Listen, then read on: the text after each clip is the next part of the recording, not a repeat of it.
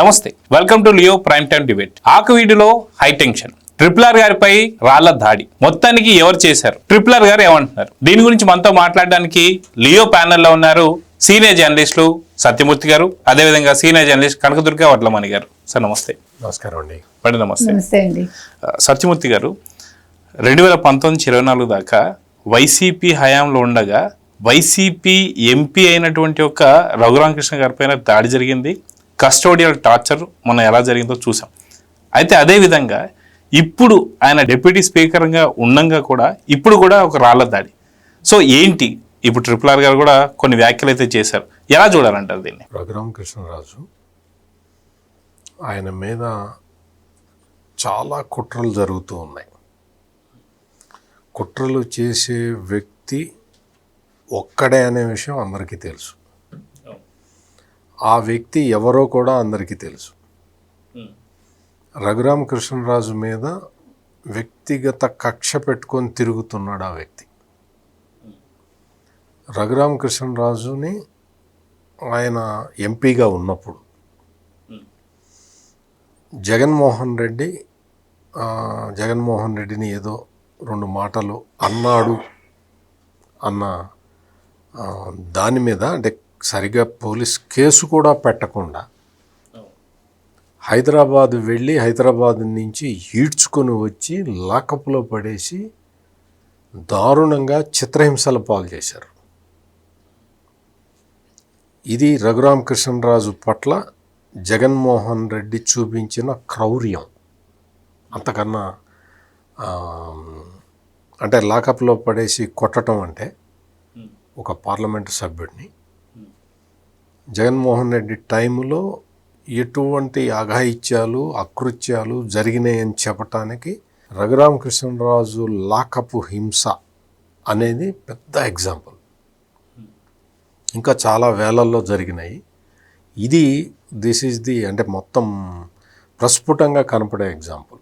అంటే అదిగాక సొంత ఎంపీ కూడా, ఇంకా సొంత జగన్మోహన్ రెడ్డిని విమర్శించేవాడు సొంత చెల్లెల్ని పట్టుకొని బూతులు తిడుతుంటే ఇంకా రఘురామకృష్ణరాజు ఎంత, ఇంకా సొంత ఎంపీనా పక్క పార్టీ ఎంపీనా అని కాదు, అతని పాలసీలని విమర్శిస్తే అతను అంత క్రూరంగా అంత ఘోరంగా ప్రవర్తిస్తాడు అనేది చెప్పడానికి ఇది ఒక ఎగ్జాంపుల్. ఆ తర్వాత రఘురామకృష్ణరాజు ఈ సంఘటన మీద లాకప్ హింస మీద కేసు పెట్టాడు. కేసు పెడితే గుంటూరు నగరంపాలెం పోలీస్ స్టేషన్లో కేసు పెడితే వాళ్ళు విచారణ చేశారు. ఎఫ్ఐఆర్ బుక్ అయింది, దానికి సంబంధించిన విచారణ జరుగుతూ ఉన్నది. ఈ విచారణ సందర్భంగానే సునీల్ నాయక్ అనే ఒక బీహార్ కేడర్ ఐపీఎస్ ఆఫీసర్ను కూడా పిలిచి విచారిస్తూ ఉన్నారు. ఇంకొక అతను విజయపాల్ అనే అతను సుప్రీంకోర్టు దాకా 2-3 సార్లు వెళ్ళాడు. సుప్రీంకోర్టులో కూడా రిలీఫ్ రాకపోయేసరికి అతన్ని అరెస్ట్ చేశారు. అట్లా ఇంకా కొంతమందిని అరెస్ట్ చేశారు. ఆ రోజు లాకప్లో పోలీసులు కొట్టడం కాదు, పోలీసులు ప్రైవేటు వ్యక్తుల్ని తీసుకొచ్చి కొట్టించారు. అంత మరీ అంత నీచమైన సంఘటనలు జరిగేవి జగన్మోహన్ రెడ్డి టైంలో. అందుకని ఐడెంటిఫికేషన్ పెరేడ్ కూడా నిర్వహించారు. ఆ ఐడెంటిఫికేషన్ పెరేడ్లో రఘురామకృష్ణరాజు తనని కొట్టిన వాళ్ళు ఎవరో గుర్తుపట్టాడు. అంతవరకు జరిగింది. ఈ కేసుకి సంబంధించి పిఎస్ఆర్ ఆంజనేయులు, ఆయన అప్పటి ఇంటెలిజెన్స్ చీఫ్, ఆయన కూడా ఎక్యూజ్డ్. జగన్మోహన్ రెడ్డి ఒక ఎక్యూజ్డ్.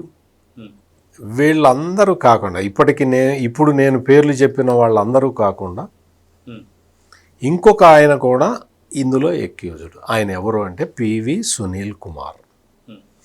ఈ పివి సునీల్ కుమార్ అనే అతను ఐపీఎస్ ఆఫీసరు, అప్పట్లో ఏపీసీఐడి చీఫ్గా ఉండేవాడు. ఇప్పుడు ప్రస్తుతానికైతే సస్పెన్షన్లో ఉన్నాడు. ఈ కేసు అంతా జరుగుతూ ఉన్న క్రమంలో ఈ పివి సునీల్ కుమారు ఒక ఆర్గనైజేషన్ని నడుపుతూ ఉంటాడు. దాని పేరు అంబేద్కర్ ఇండియా మిషన్. ఆ ఆర్గనైజేషను మొత్తం కూడా అందులో ఉన్న వాలంటీర్లు వీళ్ళందరూ కూడా పివి సునీల్ కుమార్ ప్రైవేటు సైన్యం. ఈ ప్రైవేట్ సైన్యం ఏం చేస్తూ ఉంటుంది అంటే ఆయన ఆదేశాలని పాటిస్తూ ఉంటుంది. ఆదేశాలు ఏమన్నా రిటర్న్గా ఇస్తాడా అంటే రిటర్న్గా ఎందుకు ఇస్తారు? ఇవ్వరు కదా. ఆయన ఆదేశాల ప్రకారం నడుచుకుంటూ ఉంటారు.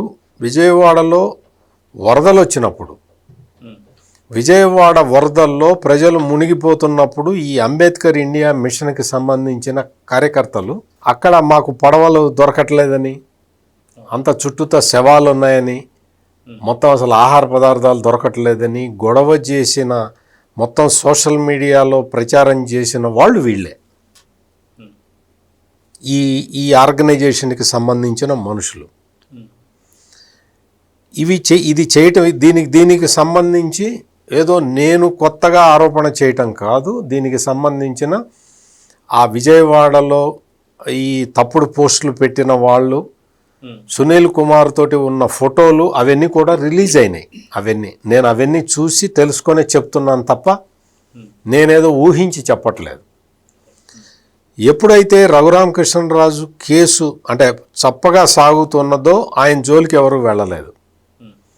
ఆయన కస్టోడియల్ టార్చర్ గురించి కేసు ఎప్పుడైతే పికప్ అయిందో, అంటే సుప్రీంకోర్టు కూడా వీళ్ళకి బెయిల్ ఇవ్వటానికి నిరాకరించి వీళ్ళందరూ ఒక్కొక్కళ్ళు అరెస్ట్ అవుతున్నారో, రాష్ట్ర ప్రభుత్వం కూడా పివి సునీల్ కుమార్ సస్పెన్షన్ని కొనసాగిస్తూ ఉన్నదో, వాళ్ళకి ఒక రకమైన ఇది వచ్చేసింది.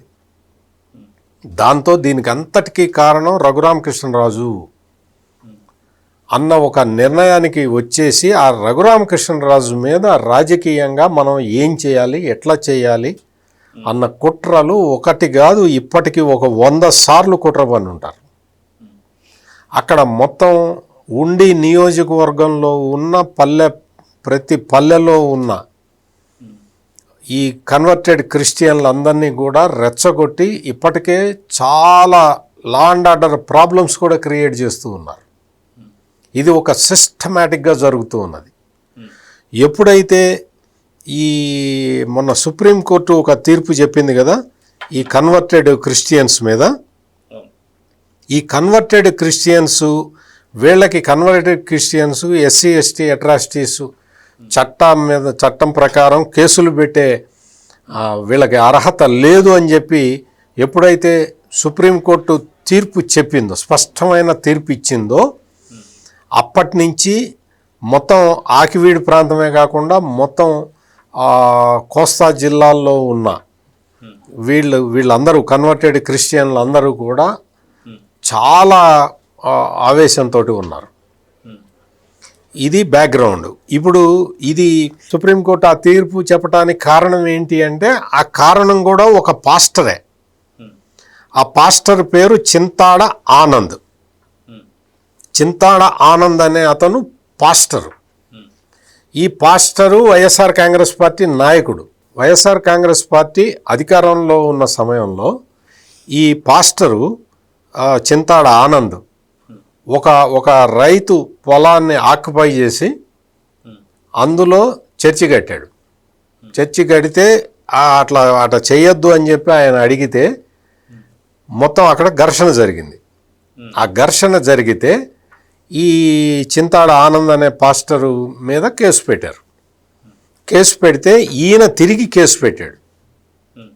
ఈ పాస్టర్ తిరిగి కేసు పెట్టాడు. నేను ఎస్సీని, నన్ను బలానా అతను నన్ను ఇది చేశాడు, కులం పేరుతో దూషించాడని చెప్పి కేసు పెడితే పోలీసులకి, స్థానికంగా ఉన్న పోలీసులకి అతనికి వాళ్ళకి అంత వివరాలు తెలుసు కాబట్టి ఎస్సీ ఎస్టీ కేసు పెట్టాల. ఇదంతా జరిగింది జగన్మోహన్ రెడ్డి ముఖ్యమంత్రిగా ఉన్న టైంలో. ఈ అప్పటి ఎస్సీ ఎస్టీ కమిషన్ చైర్మన్ ఉన్నాడు, అతని పేరు విక్టర్ ప్రసాద్. అతను పోలీసులతోటి మాట్లాడి ఒత్తిడి తీసుకొచ్చి ఎస్సీ ఎస్టీ చట్టం కింద కేసు పెట్టించాడు. కేసు పెట్టిస్తే ఎవరైతే ఈ ఎఫెక్టెడ్ పార్టీ ఉన్నారో వాళ్ళు బాపట్ల కోర్టుకు వెళ్ళారు. బాపట్ల కోర్టుకు వెళ్ళి ఇతను పాస్టరు, ఇతను బీసీ డి కేటగిరీ కిందకు వస్తాడు, ఎస్సీ ఎస్టీ కాదు అని చెప్పి తగిన డాక్యుమెంట్లు అవన్నీ ఇచ్చి అతను నా స్థలము అని చెప్పి నా స్థలంలోకి వచ్చి అతను ఆక్యుపై చేసి చర్చి కట్టడానికి ప్రయత్నం చేస్తున్నాడని చెప్పి మొత్తం చెబితే బాపట్ల కోర్టు క్లియర్ కట్గా జడ్జిమెంట్ ఇచ్చింది. అయినా సరే హైకోర్టుకి వెళ్ళింది, హైకోర్టుకి కేసు హైకోర్టుకి తీసుకెళ్లారు, హైకోర్టు నుంచి సుప్రీంకోర్టు దాకా తీసుకెళ్లారు. ఏదైతే బాపట్ల కోర్టు చెప్తూ వచ్చిందో అదే ఆ రాష్ట్ర హైకోర్టు కూడా చెప్పింది. రాష్ట్ర హైకోర్టు చెప్పిందే సుప్రీంకోర్టు కూడా చెప్పింది. దాంతో ఏమైపోయింది అంటే ఈ కోస్తా ప్రాంతంలో ఉన్న మొత్తం ఈ కన్వర్టెడ్ క్రిస్టియన్లందరూ కూడా ఈ పాస్టర్ ఆనంద్ చేసిన పనికి, చింతాడ ఆనంద్ చేసిన పని వల్ల మనందరికి కూడా మన రోడ్లు మనం కూడా ఏదన్నా ఆందోళన చేయాలన్నా ఏదైనా కేసులు పెట్టాలన్నా అడ్డంకిగా మారిపోయింది అని చెప్పి వాళ్ళు చాలా ఆగ్రహంతో ఉన్నారు. జగన్మోహన్ రెడ్డి పాలనలో జరిగిన అక్రమాలలో ఇవి కూడా ఒకటి. అంటే స్థలాలు ఆక్యుపై చేసి అందులో చర్చిలు కట్టించడం అనేది కూడా జగన్మోహన్ రెడ్డి టైంలో జరిగిన దుష్కృత్యాల్లో ఒకటి. ఈ నేపథ్యంలో మొత్తం అంతా కూడా ఈ ఆర్గనైజ్డ్ పీపుల్ ఉంటారు కదా, వీళ్ళందరూ ఈ కక్షని ఎట్లా తీర్చుకోవాలి అని రఘురామకృష్ణరాజుని టార్గెట్ చేసుకున్నారు. టార్గెట్ చేసుకొని ఈ రోజున శ్రీరామనవమి సందర్భంగా రామాలయంలో కళ్యాణం అవన్నీ జరుగుతున్న టైంలో ఆయన స్థానిక ఎమ్మెల్యేగా ఆయన అక్కడికి వెళ్ళి అవన్నీ తీర్థప్రసాదాలు స్వీకరించి వస్తూ ఉన్న టైంలో ఎట్లా మొత్తం అంటే నిరాశ సుప్రీంకోర్టు తీర్పుతోటి నిరాశ నిస్పృహల్లోకి వెళ్ళిపోయిన ఈ కన్వర్టెడ్ క్రిస్టియన్లందరినీ మన వైపు తిప్పుకుందాము అన్న దురుద్దేశంతో ఈ అటాక్ చేశారు. ఎటువంటి మామూలు అటాక్ కాదు. అంటే మేకులు అవి మారణాయుధాలు, ఆ మేకు తల్లో ఒక అతని తల్లో అయితే మేకులు దించారు. అంటే ఎంత కిరాతకంగా అటాక్ చేశారనేది అదృష్టవశాత్తు రఘురామకృష్ణరాజు బయటపడ్డాడు. లేకపోతే కస్టోడియల్ టార్చరు సందర్భంగా ఆయన అనుభవించిన వేదన కన్నా ఎక్కువ వేదన ఈ రోజున అనుభవించాల్సిన పరిస్థితి ఉండేది. అందుకని వీటన్నిటికీ కారణం ఎవరు? ఆ కేసు కస్టోడియల్ టార్చర్లో రఘురామకృష్ణరాజుని చిత్రహింసలు పాలు చేసిన వ్యక్తే వీటన్నిటికీ కారణము. వీటన్నిటికీ కారణం అతనే. అక్కడ మొత్తం ఉండి కాన్స్టిట్యున్సీలో ఇది మొదటి ఇన్సిడెంట్ కాదు. ఇది ప్రతిసారి ప్రతి చోట ఎక్కడ దేవాలయం ఉంటే అక్కడ ఈ బ్యాచ్ వెళ్తున్నారు, గొడవలు చేస్తూ ఉన్నారు. అంతకు ముందర కూడా ఒక విలేజ్లో, నాకు పేరు మర్చిపోయాను కానీ, ఒక ఆంజనేయ స్వామి గుడికి చుట్టూతో మొత్తం ఇది కట్టేశారు, బ్యానర్ కట్టేశారు. బలానా ఏవో సువార్త కూటములు ఉంటాయని ఏదో సంథింగ్. ఆ బ్యానర్ తీయండి అయ్యా, గుడి మీద అది కడితే ఎట్లా అంటే ఎగబడి కొట్టారు. ఇటువంటి సంఘటనలు మొత్తం రాష్ట్రంలో ఎక్కడా జరగట్లా. నిజంగా క్రైస్తవుల్లో ఆందోళన ఉంటే రాష్ట్రం మొత్తం జరగాలి. కేవలం టార్గెటెడ్గా ఉండి నియోజకవర్గంలో మాత్రమే జరుగుతున్నాయంటే ఇది కుట్ర, కాన్స్పిరసీ. ఈ కాన్స్పిరసీ ప్రకారమే ఈ రోజున దాడి చేశారు. ఇంత ఘోరమైన దాడి జరగటం వెనక పెద్ద కుట్ర ఉన్నది. ఈ కుట్రని ఛేదించాలి. ఈ కుట్రలో పార్టిసిపేట్ చేసిన వాళ్ళని, దాడి చేసిన వాళ్ళనే కాదు, దాడి చేసిన వాళ్ళ వెనక ఎవడున్నాడు, ఎవడు ఫైనాన్స్ చేశాడు, ఎవడు ఈ అటాక్ని ప్రోత్సహించాడు, ఆర్గనైజ్ చేశాడు అనేది కూడా పోలీసులు ఛేదించాల్సిన అవసరం ఉంది. ఇది కేవలం రఘురామకృష్ణరాజు కోసం కాదు, మొత్తం రాష్ట్రంలో శాంతి భద్రతలు కాపాడటానికి ఇది అవసరం. ఎందుకు చెప్తున్నాను అంటే, ఈ సంఘటన మీద గనక పోలీసులు కొంచెం నిర్లిప్తంగా వ్యవహరిస్తే ఇది సక్సెస్ఫుల్ మోడల్ అని చెప్పి రాష్ట్రంలో చాలా నియోజకవర్గాలకి ఇది పాకుతుంది. గుర్తుపెట్టుకోండి. అందుకనే కఠినమైన నిర్ణయాలు తీసుకోవాలి. మొత్తం వీడియోలన్నీ ఉన్నాయి. ఎవడెవడు అటాక్ చేశాడో వీడియోలో తో సహా ఆధారాలు ఉన్నాయి కాబట్టి పోలీసులు వీళ్ళని వాడెవడో దాడి చేసిన వాడిని అరెస్ట్ చేయటం కాదు, వాడి వెనక ఎవడున్నాడో వాడిని కూడా అరెస్ట్ చేయాలి. సో కనకదుర్గ గారు, వాస్తవానికి స్పీకర్ గారి పైన, డిప్యూటీ స్పీకర్ గారి పైన దాడిని ఎలా చూడాలంటారు? అది కాక మనం చూసుకుంటే గతంలో 2019-24 దాకా కూడా చాలా వరకు క్రిస్టియానిటీ మిషనరీస్ చాలా వచ్చాయని చెప్పేసి సొంత విజయసాయిరెడ్డి గారే చాలాసార్లు చెప్పారు, చాలా ఎక్కువ తీసుకొచ్చారని చెప్పేసి. అన్ని మిషనరీస్ ఇలా ఉంటాయని చెప్పి కూడా కాదు, ఖచ్చితంగా అందరు కూడా దేవుడు నమ్ముకున్న వాళ్ళు ఉంటారు, అదంతా వేరు.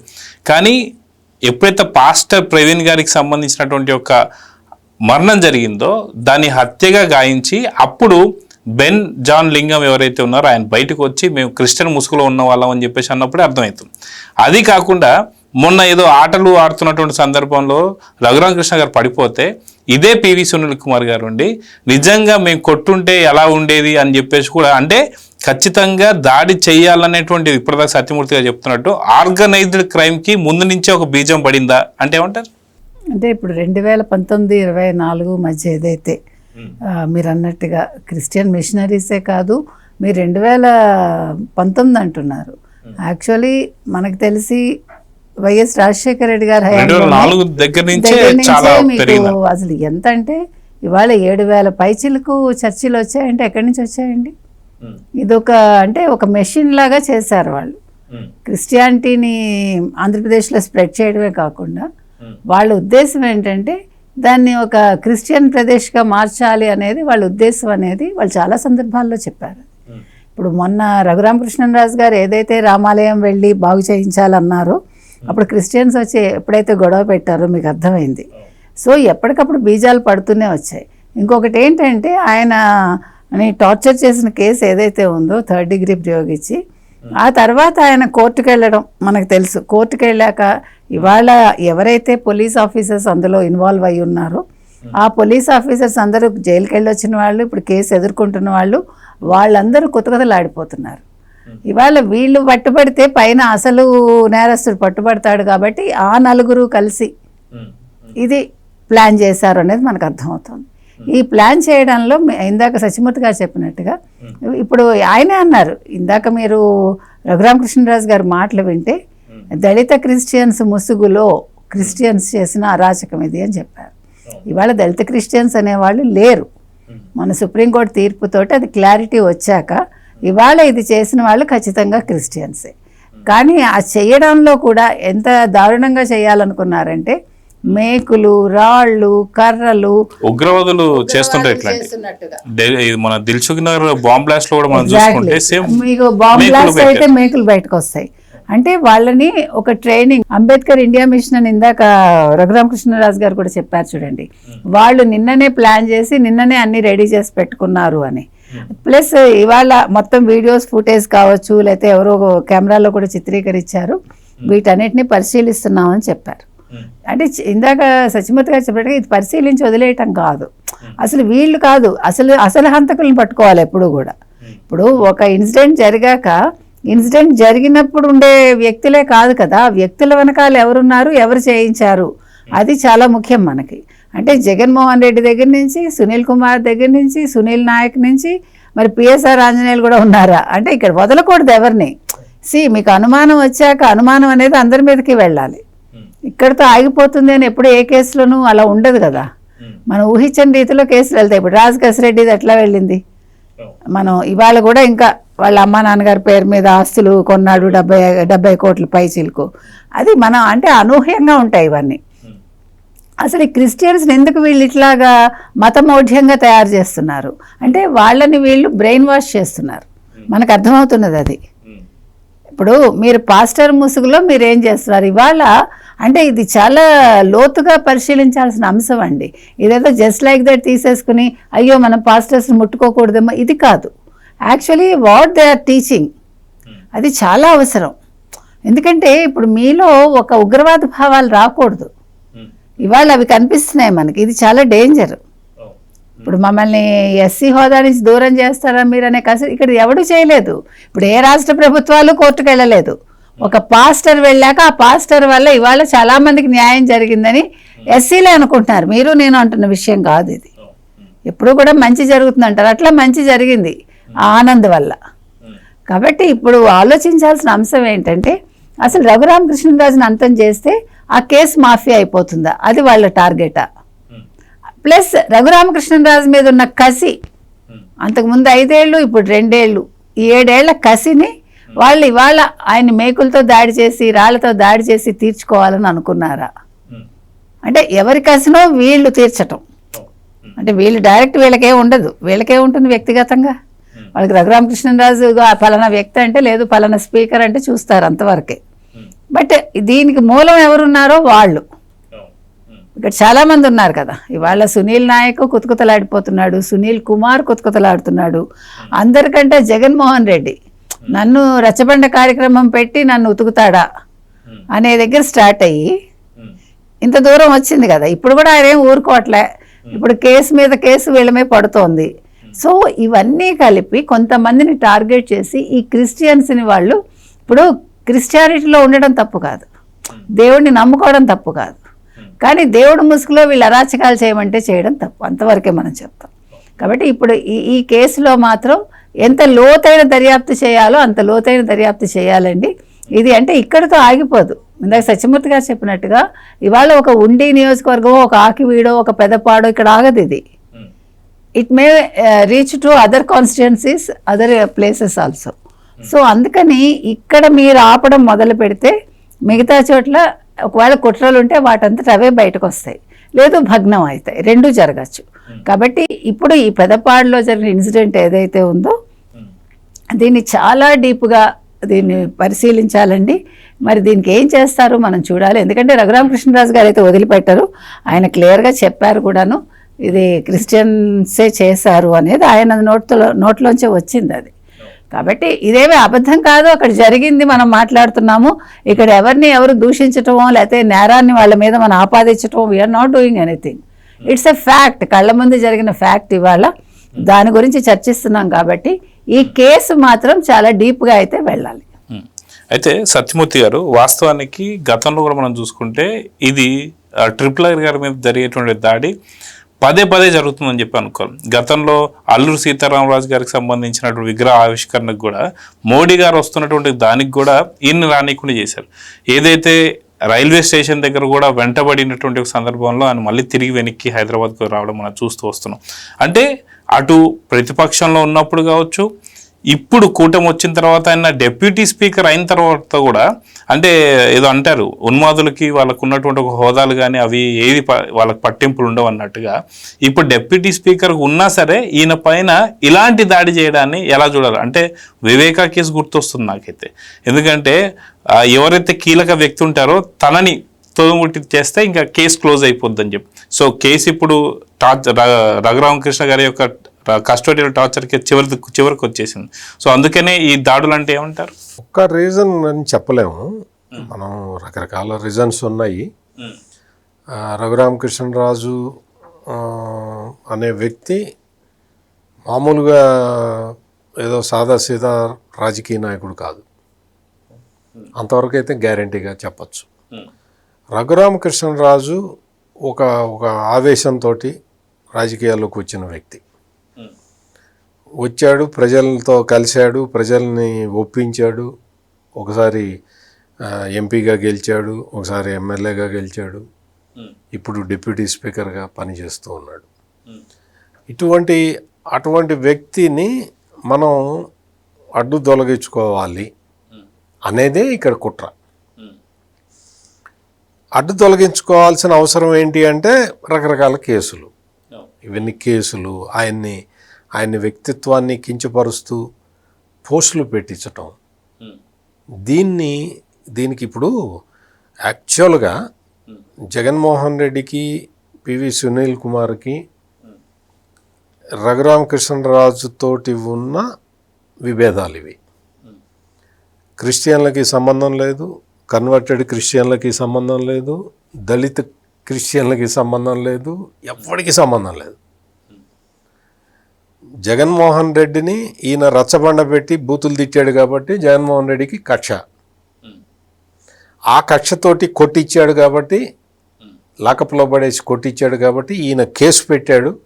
ఆ కేసు చివరిదాకా వస్తున్నది కాబట్టి పివి సునీల్ కుమార్కి ఈయన మీద కక్ష.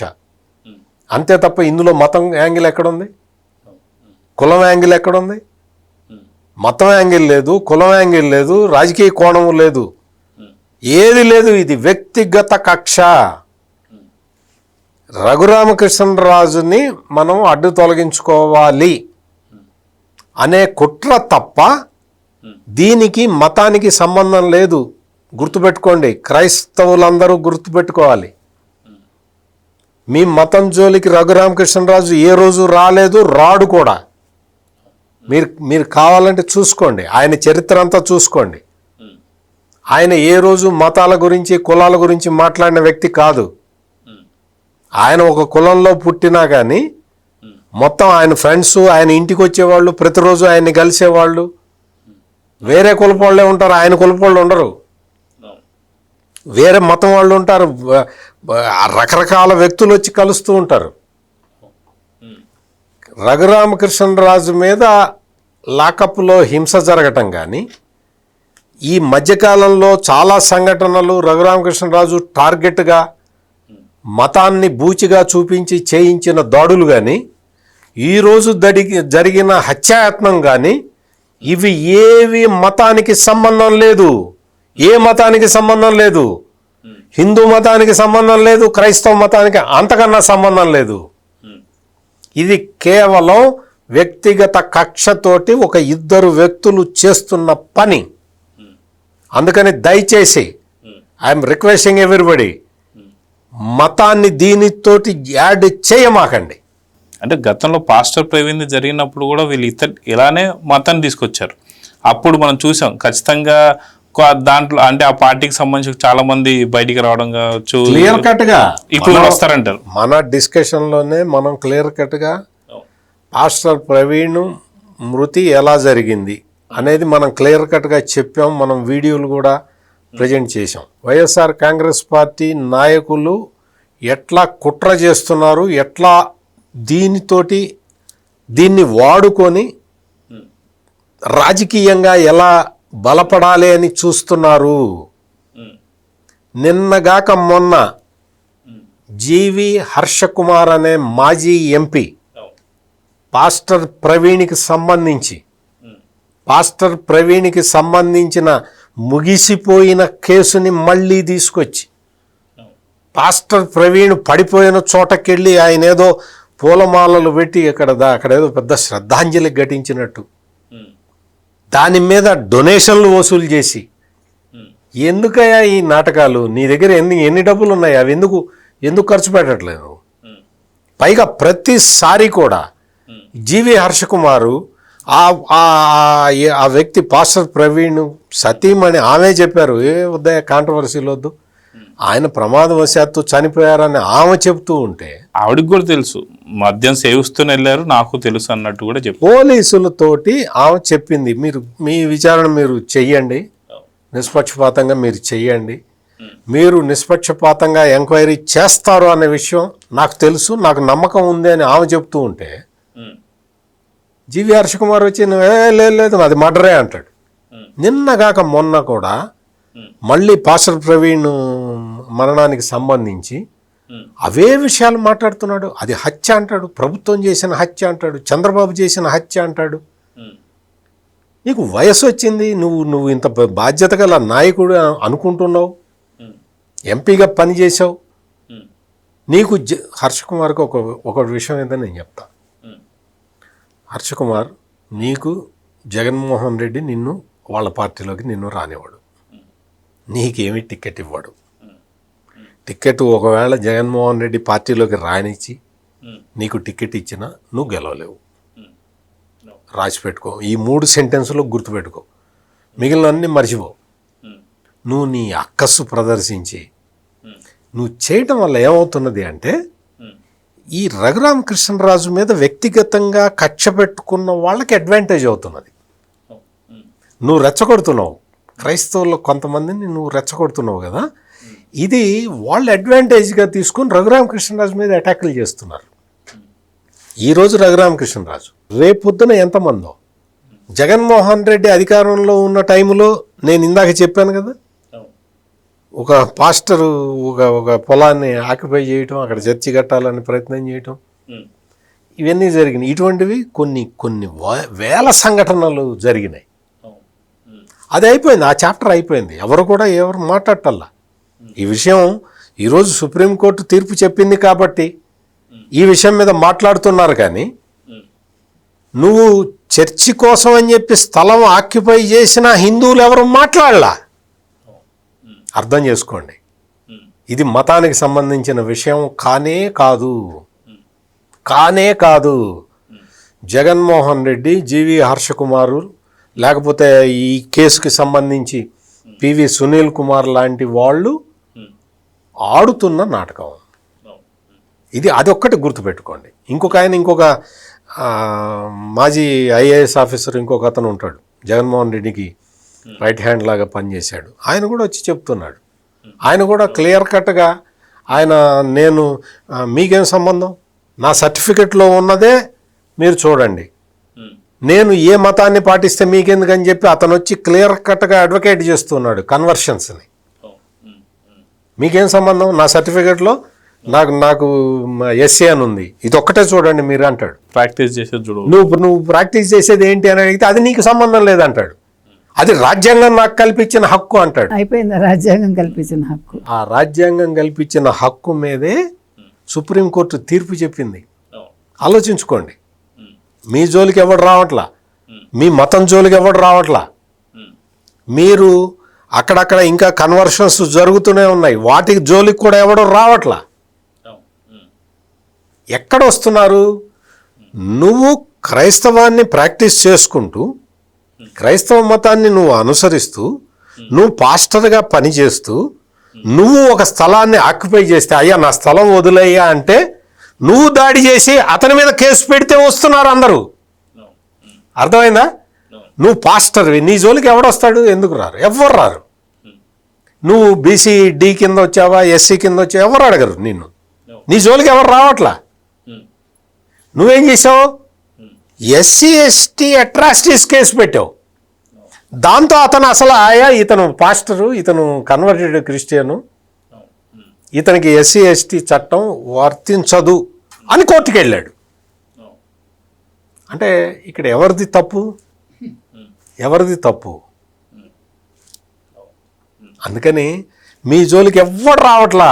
మీ మతం ఏ మతమైనా సరే ఎవ్వడు అభ్యంతరం చెప్పరు. మీ దేవుణ్ణి మీరు ప్రార్థించుకుంటాం, ఎవ్వడేమండు. నువ్వు వచ్చి సొసైటీ మీద రుబాబు చేయమాక, అదొక్కటే కోరుతున్నారు. ఇప్పుడు ఆకివీళ్ళలో జరిగింది కూడా అదే. నువ్వు దారుణంగా వచ్చి రుబాబు చేస్తున్నావు. నువ్వు స్థానిక శాసనసభ్యుడు, డిప్యూటీ స్పీకర్ రఘురామకృష్ణరాజు, నువ్వు తిరగటానికి వీల్లేదు, ఈ ప్రాంతాలకి నువ్వు రావటానికి వీల్లేదని చెప్తున్నావు. ఇది తప్పు. ఇది ఈ రోజున సమస్య. దీన్ని మతపరమైన సమస్యగా దయచేసి చూడొద్దు. అందరూ ప్రతి ఒక్కళ్ళకి చెప్తున్నా నేను, హిందువులు కానీ క్రిస్టియన్లు కానీ ఎవరైనా సరే, ఇది మతపరమైన సమస్య కాదు. ఇది ఈ జగన్మోహన్ రెడ్డి అండ్ బ్యాచ్ వీళ్ళు కక్షగట్టి ఒక మనిషి మీద చేస్తున్న దాడి. ఇది పొలిటికల్ రీజన్స్ తోటి జరుగుతున్న దాడి, మతపరమైన దాడి కాదు. అందుకనే పోలీసులు స్ట్రిక్ట్ యాక్షన్ తీసుకోవాలి. సో కనకదుర్గ గారు, జగన్మోహన్ రెడ్డి గారికి పూర్తిగా అష్టదిగ్బంధనం జరిగిపోయింది అనుకోవాలి. అటు కల్తీ లిక్కర్ కేసు కావచ్చు, అదేవిధంగా కల్తీ నెయ్యి కేసు కావచ్చు, ఇటు పక్క తల్లి రాసినటువంటి ఒక లేఖ కావచ్చు, చెల్లి వదులుతున్నటువంటి ఒక అస్త్రాలు కావచ్చు, దమ్ముంటే నువ్వే మాట్లాడవచ్చు కదా అని చెప్పేసి కావచ్చు. అదేవిధంగా చూసుకుంటే ఈ కేసులో అటో ఇటో జగన్మోహన్ రెడ్డి గారు ఆ వీడియో కాల్ చూసింది జగన్మోహన్ రెడ్డి గారు అని చెప్పి ఈ కేసులో A3 కూడా ఉన్నారు. సో ఇదంతా కూడా మళ్ళీ అంతిమ లబ్ధిదారుడు మిగతా కేసుల్లో అయితే ఎలా ఉందో అదేవిధంగా మళ్ళీ జగన్మోహన్ రెడ్డి ఫైనల్గా మనకు కనిపిస్తుంది. సో ఇదంతా కూడా జగన్మోహన్ రెడ్డి కనుసన్నలోనే జరిగాయా? అష్టదిగ్బంధనం జరగకపోవడంతో ఖచ్చితంగా ఏదో ఒకటి చేయాలి, నేనేందో నిరూపించుకోవాలనే దాని మీదే ఇదంతా కూడా జరుగుతుందంటే ఏం చెప్తారు? ఖచ్చితంగా అందులో సందేహం మనకి. ఇవాళ ఆయనకు తెలియకుండా, ఆయన చెప్పకుండా వీళ్ళెవరూ చెయ్యరు. దానికి ఇవాళ ఆ లోకల్ క్రిస్టియన్స్ను బయట నుంచి మనుషుల్లో తెచ్చి వాళ్ళని బలిపశువులను చేయడానికి చూశారు. అందులో మనకేం ఇప్పుడు ఏమండి వాళ్ళకి లేనిపోను నూరు పోసి ఇప్పుడు ఎస్సీ తీర్పు ఉంది, దాన్ని వాళ్ళకి అర్థం అవ్వకుండా చేసి మేబీ కదా, అది ఏంటి అనేది వాళ్ళకి అర్థం కాకుండా చేస్తున్నారు అనేది నా ఉద్దేశం. పూర్తిగా బయటికి రాకముందే, చర్చ జరగకముందే దాన్ని వక్రీకరించి తీసుకెళ్తారు. మళ్ళీ పాస్టర్ ప్రవీణ్ పాస్టర్ ప్రవీణ్ ఇప్పుడు ఏడాదైనా మళ్ళా మన హర్ష కుమార్ నోరెత్తుతున్నాడు కదా, అదేదో మళ్ళా కుట్రకోణం, ఇగో ఇది బయటపడింది. ఏం బయటపడింది? వాళ్ళ కుటుంబం బయటకు వచ్చిందా? అది ఇప్పుడు మీకు ఇక్కడ జరుగుతున్న నష్టం ఏంటంటే, క్రిస్టియన్స్ గమనించాల్సింది ఏంటంటే, మన వాళ్ళే మన కన్ను మన వేలుతో పొడుస్తున్నారు. This is what they should know. ఇప్పుడు మీరు ఇది వద్దు అనుకుని వెళ్ళిపోయారు ఇంకో మతంలోకి, వెళ్ళిపోయాక మీకు ఆ మతంలో మీకు కులాలు ఉండవు. అది ఇవాళ సుప్రీంకోర్టు చెప్పింది. హిందూ ధర్మం ప్రకారం మీకు వర్ణ వ్యవస్థ కుల వ్యవస్థ ఉంది. ఒకప్పుడు వర్ణ వ్యవస్థ, దాన్ని కుల వ్యవస్థగా మార్చి అందులో చీలికలు పేలికలు తెచ్చారు. కానీ మీకు క్రిస్టియానిటీలోకి మీరు ఎందుకు వెళ్ళారు? ఇదేది ఉండదని కదా. ఇంకొక ముఖ్యమైన పాయింట్ ఏంటంటే, అంబేద్కర్ ఎప్పుడూ క్రిస్టియానిటీని ఆయన ఆలింగనం చేసుకోలేదు, ఆయన బౌద్ధానికి వెళ్ళారు ఆయన. అందుకని ఇవాళ దళితులు కావచ్చు, లేకపోతే దళిత క్రిస్టియన్స్ అని చెప్పుకునే వాళ్ళు కావచ్చు, అంబేద్కర్ మావాడని చెప్పుకోవటానికి లేదు. అంబేద్కర్ సిద్ధాంతాల వరకు మీరు మాట్లాడచ్చు. ఇది క్లారిటీగా తెలుసుకోవాలి మనం. అంబేద్కర్ మీకు ఈవెన్ రాజ్యాంగంలో 1950 రాజ్యాంగంలో చెప్పింది కూడా అదే, హిందూ బౌద్ధం సిక్కు వీళ్ళ ముగ్గురికే ఎస్సీ హోదా వస్తుందని.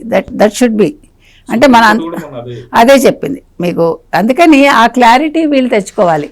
ఇవాళ క్రిస్టియానిటీలోకి వెళ్ళి వాళ్ళ పేర్లు అక్కడ బాప్టిజం తీసుకుని క్రిస్టియన్ పేర్లు పెట్టుకుని మళ్ళీ హిందూ పేర్లతో చలామణి అవుతూ మళ్ళీ రిజర్వేషన్స్ అనుభవిస్తూ మళ్ళీ పూజలు మాత్రం మేము అదే చేస్తాం, మేము ప్రసాదం తినమంటూ ఈ ద్వంద్వ నీతి పనికిరాదని చెప్తున్నారు. ఇందాక సత్యమూర్తి గారు చెప్తున్నట్టు, నా సర్టిఫికేట్ లో ఉన్నదే చూడు కానీ నేను ప్రాక్టీస్ చేస్తుంది తెలుస్తుంది. ఇప్పుడు అలా ఎలా అడుగుతారు మీరు అసెంబ్లీలో అంటే, ఎస్ అడగాలి, మరి ఇది రాజ్యాంగం కదా.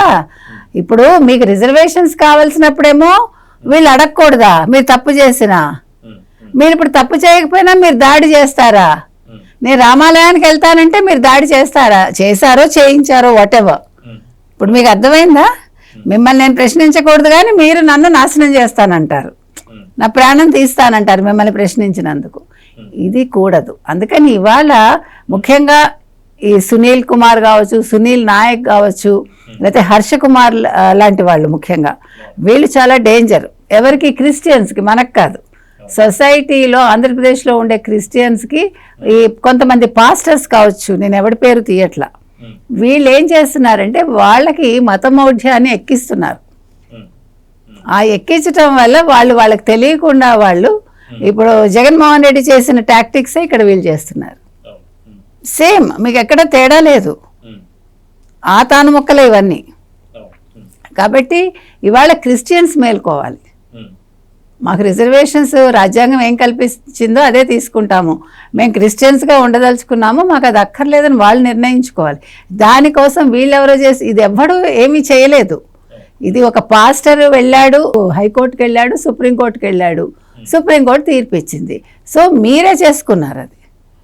ఇందులో ఒక హిందువు ఇన్వాల్వ్ అవ్వలేదు, ఒక బుద్ధుడు బౌద్ధం పాటించే వాళ్ళు ఇన్వాల్వ్ అవ్వలేదు, ఒక సిక్కు ఇన్వాల్వ్ అవ్వలేదు, ఒక రాష్ట్రం ఇన్వాల్వ్ అవ్వలేదు, ఒక రాష్ట్ర ప్రభుత్వానికి సంబంధించిన వాళ్ళు ఎవరు అంటే అధికారులు కానీ ఎవరు ఇన్వాల్వ్ అవ్వలేదు. రాజకీయ పార్టీలు కాదు, ముఖ్యమంత్రులు కాదు, మంత్రులు కాదు, మొత్తం అంటే భారతదేశంలో ఉండే ఏ రాష్ట్రంలోనూ ఏ రాజకీయ నాయకులు కాదు, ఎవరికి ఇన్వాల్వ్మెంట్ లేదు. ఒక పాస్టర్ వేసిన కేసు ఈరోజు ఇవాళ క్రిస్టియన్స్కి ఒక నిర్ణయాన్ని ఇచ్చింది, దాన్ని వాళ్ళు పాటించుకోవాలి. దానికోసం ఇవాళ ఇది వచ్చింది కాబట్టి దీన్ని మనకి వ్యక్తిగతంగా మనం ఆపాదించుకుని, లైక్ సునీల్ కుమార్ కావచ్చు, సునీల్ నాయక్ కావచ్చు, లేకపోతే పిఎస్ఆర్ కావచ్చు, లేకపోతే హర్ష కుమార్ కావచ్చు, లేకపోతే జగన్మోహన్ రెడ్డి కావచ్చు, వీళ్ళని బలిపశువుల్ని చేయకండి. ఇప్పుడు ఈ కేసులో పట్టుకున్న వాళ్ళ వెనకాల ఎవరున్నారు అనేది ఇవాళ కూలంకషంగా వాళ్ళు తెలుసుకుని ఖచ్చితంగా అసలు వ్యక్తుల్ని, అసలు దోషుల్ని పట్టుకుని ఇది క్యాన్సర్ లాగా స్ప్రెడ్ కాకుండా ఆంధ్రప్రదేశ్లో చూడాలి. ఇక్కడ ప్రధానమైన విషయం ఏంటంటే, తెర వెనకేమో మతాన్ని రెచ్చగొడుతూ ఉన్నారు. మీరు జాగ్రత్తగా అర్థం చేసుకోండి. కేసులు ఇవన్నీ ఇక్కడ జరుగుతున్న కేసులన్నీ జాగ్రత్తగా గమనించండి. తెర వెనకేమో మతాన్ని రెచ్చగొడుతూ ఉంటారు. తెర ముందుకు రాగానే దళితులు అంటారు. ఇప్పుడు రఘురామకృష్ణరాజు కేసులో ఇప్పుడు పోలీసులు యాక్షన్ తీసుకొని ఎవరినన్నా అరెస్ట్ చేస్తే దళితుల్ని అరెస్ట్ చేశారు అని మొదలు పెడతారు.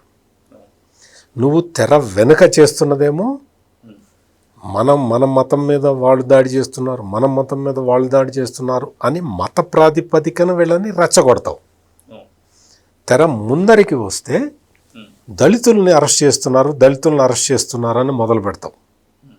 ఇప్పుడు రేపొద్దున నేను ఈ రోజున చెప్తున్నా కదా, నీకు రేపొద్దున జగన్మోహన్ రెడ్డి ఇదే మాట్లాడతాడు చూడండి, జీవి హర్షకుమార్ ఇదే మాట్లాడతాడు చూడండి. ఈ పెద్ద మనుషులందరూ వచ్చి దళితుల్ని అరెస్ట్ చేస్తున్నారు అని చెప్తారు. నిజమైన దళితులు అందరూ కూడా జాగ్రత్తగా ఉండాలి. వీళ్ళు తెర వెనక మత రాజకీయాలు చేసుకుంటూ తెర ముందర దళిత రాజకీయాలు చేస్తూ దళిత కులాలని రెచ్చగొట్టడానికి చూస్తూ ఉన్నారు. పారా హుషార్. ఇక్కడ కేవలం జరుగుతున్నది ఒక వ్యక్తి లేదా ఇద్దరు వ్యక్తుల కక్షతోటి ఇది జరుగుతూ ఉన్నది తప్ప ఇందులో దళితులకి సంబంధం లేదు, మతానికి కూడా సంబంధం లేదు. ఇది క్లారిటీ. మీరు ఈ క్లారిటీ కనుక మెయింటైన్ చేయగలిగితే అందరికీ మంచిది, సొసైటీకి మంచిది. మీ జోలికి ఎవడు రాడు, మీ క్రైస్తవుల జోలికి ఎవడు రాడు, హిందువుల జోలికి ఎవడు రాడు, దళితుల జోలికి ఎవడు రాడు. రఘురామకృష్ణరాజు మీద దాడి చేసింది కేవలం ఈ వ్యక్తిగత కక్షతోటి చేశారు. దానికి రఘురామకృష్ణరాజు కంప్లైంట్ ఇచ్చాడు. దాని మీద పోలీసులు ఇన్వెస్టిగేట్ చేస్తారు, ఎవరు బాధ్యులో వాళ్ళని అరెస్ట్ చేస్తారు. తెర వెనక ఎవరున్నారో కూడా అరెస్ట్ చేయమని మనం కోరుతూ ఉన్నాం. ఇది మతానికి కులానికి సంబంధం లేదు. ఇదే కేసులో చూసుకుంటే మనకి సామాన్యులు కాదు, ఐపీఎస్ల దగ్గర నుంచి కూడా ఇలాంటి పోస్టులే పెట్టిస్తున్నారు. అంటే ఖచ్చితంగా మీరు ఇందాక అన్నట్టుగా ఒక ఆర్గనైజ్డ్ క్రైమ్ అనేది వెనక నడుస్తుందని చెప్పి అంతే. ఇప్పుడు అతను సునీల్ నాయక్ అనే అతను IPS officer, senior most IPS officer అని చెప్తాడు కదా. అతనికి ఎప్పుడైతే అరెస్టు నోటీసులు అవి ఆంధ్రప్రదేశ్ పోలీసులు ఇవ్వంగానే నేను ట్రైబల్ని కాబట్టి ఇట్లా ఇచ్చారు, నువ్వు మరి రఘురామకృష్ణరాజుని లాకప్లో పడేసి కొట్టినప్పుడు మరి నీకు గుర్తు రాలేదా? అది నీకు గుర్తు రాలే? నువ్వు ఎట్లా వచ్చావు, ఏంటి ఉద్యోగం ఎట్లా వచ్చింది గుర్తు రాలేదు నీకు? నిన్ను అరెస్ట్ చేస్తారు అనగానే నీ మొత్తం కులం గేలం మొత్తం అంతా బయటకు వచ్చిందా? ఇది ఆలోచించాలి, ప్రజలు ఇది ఆలోచించాలి. అంతే తప్ప ఇది ఈ రాజకీయ క్రీడలో మతాన్ని తీసుకురావద్దు. క్రైస్తవ మతం ఆచరించే వాళ్ళు ఎవరూ కూడా ఉద్రేకానికి లోను కావద్దు.